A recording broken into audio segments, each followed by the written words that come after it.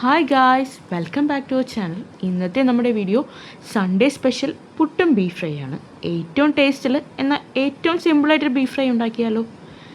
Beef കണ്ടപ്പോൾ തന്നെ ഞാൻ ഓർത്തൊരു കാര്യമുണ്ട്. ലാസ്റ്റ് ന്യൂ ഇയർ സെലിബ്രേഷന് ഫ്രണ്ടിൻ്റെ വീട്ടിൽ ആളുടെ അമ്മ ഉണ്ടാക്കിയൊരു ബീഫ് ഫ്രൈ ഉണ്ട്.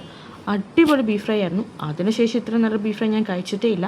അമ്മ എനിക്ക് റെസിപ്പിയും പറഞ്ഞു തന്നിട്ടുണ്ടായിരുന്നു. അപ്പോൾ അതൊന്ന് ട്രൈ ചെയ്ത് നോക്കിയാലോ എന്ന് വിചാരിച്ചു.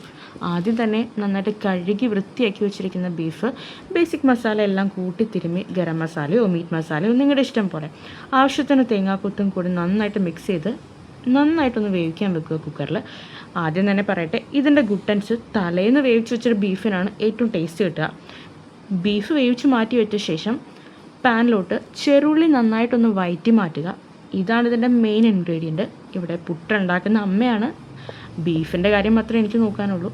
ബീഫ് വെന്ത ശേഷം ഈ ചെറുള്ളിയും വഴറ്റിയ ശേഷം ഈ പാനിലോട്ട് തന്നെ ബീഫ് ഒന്ന് തട്ടിക്കുടഞ്ഞിടുക. എന്നിട്ട് നന്നായിട്ടൊന്ന് റോസ്റ്റ് ചെയ്തെടുക്കുക. നല്ലൊരു ഡീപ്പ് ഫ്രൈ ആണ് നമ്മൾ ഉദ്ദേശിക്കുന്നത്.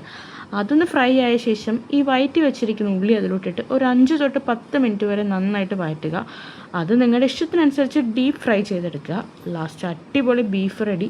അപ്പോൾ നമ്മുടെ ബീഫ് ഫ്രൈ എല്ലാവരും ഒന്ന് ട്രൈ ചെയ്ത് നോക്കുക. എന്നിട്ട് ഫീഡ്ബാക്ക് അറിയിക്കുക. See you soon.